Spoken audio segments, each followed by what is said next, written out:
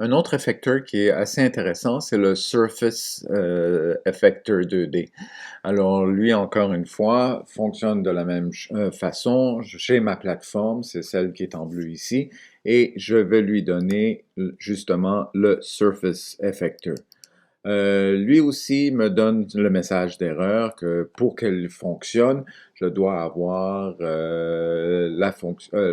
l'option Use by Effector dans son collider. Alors, aussitôt que je fais ça, tout est beau et voilà. Alors donc, il fonctionne sensiblement de la même façon si je teste mon jeu tout de suite. Alors, aussitôt que je vais aller sur cette plateforme-là, il se passe pas grand-chose, mais on voit que le personnage marche. Pourquoi? Parce que il y a un effet de déplacement sur la surface. Alors, si je regarde un petit peu les paramètres, d'abord, il y a plusieurs options, là, par exemple, Use Friction, oui, je veux utiliser ça, mais ce qui est important un peu, c'est le speed. Le speed va faire en sorte que c'est la vitesse de déplacement sur la plateforme. Alors, par défaut, à 1, il ne se passe pas grand-chose. Mais si je le mettais, par exemple, à 20, vous allez voir tout de suite qu'est-ce qui va se passer. Je vais repartir mon jeu et en le mettant à 20, le bonhomme avance tout seul sur la plateforme. Pourquoi? Parce que c'est l'idée de ce effecteur-là, c'est de donner un déplacement. Même chose si je le mets cette fois-ci à moins 20, mais là, je vais créer une résistance dans le sens contraire. Alors, en le mettant à moins 20, il n'y a pas grandes options, mais par exemple, là, je crée une espèce de recul. Alors, donc, oui, les forces ne sont pas assez grandes parce que je peux quand même déplacer mon personnage, mais aussitôt que je relâche le clavier ou les touches, mais mon personnage, par défaut, va reculer. Ça, c'est la première option. Le speed variation, c'est de donner une espèce de cotage jusqu'où on peut augmenter la vitesse ou non. Pour l'instant, je vais la laisser ici. Les options, je les laisse comme telles. Mais l'autre option qui est importante, c'est le force scale. Par exemple, ce force scale-là va, si je la mettais à 0, et que je recommence, il se passe absolument rien. Pourquoi? Parce qu'il n'y a aucune force de départ, donc le personnage reste sur place. Si je la mets, par exemple, le maximum c'est moins 1, mais là c'est la force maximum. Alors là, c'est presque impossible. J'ai beau essayer, sauter, et je vais reculer comme ça. Même si je mets, par exemple, le speed à moins 1. Alors, on peut voir qu'est-ce que ça donne. Oui, j'y vais, j'avance quand même, mais la force va reculer. Alors, donc, et voilà.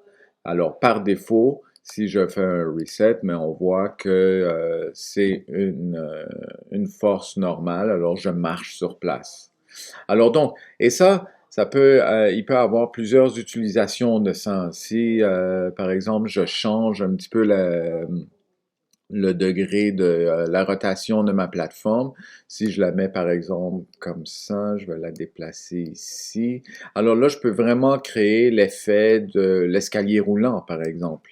Alors donc, au lieu de la mettre à moins 20, je vais la mettre à 10 et je vais garder la force par défaut. Et voilà, si je fais ça comme ça, là je monte il monte tout seul, je ne pèse sur aucunement le clavier et voilà, j'arrive en haut.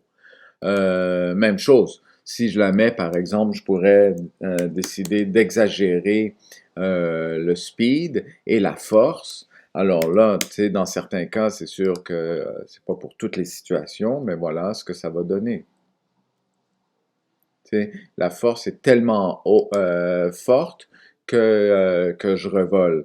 Mettons-la un petit peu plus, tu sais, resetons par défaut et mettons le speed simplement à 100 et gardons la force par défaut très faible et voyons comment il va réagir.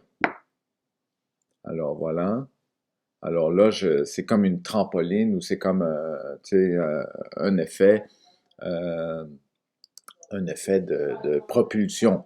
Même chose, si je mets mon bonhomme en haut,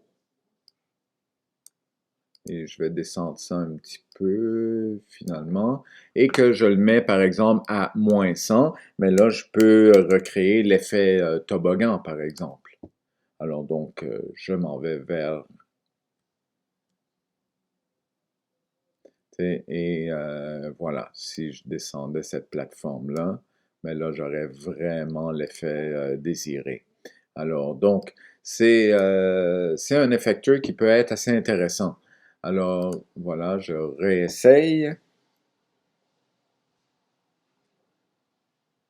Et je tombe complètement à l'arrière. Et ça, cet effet-là peut, tu sais, par exemple, si je change, si je le mets, par exemple, à 90 degrés ou à -90 degrés, disons, alors là, je vais pouvoir avoir l'effet inverse.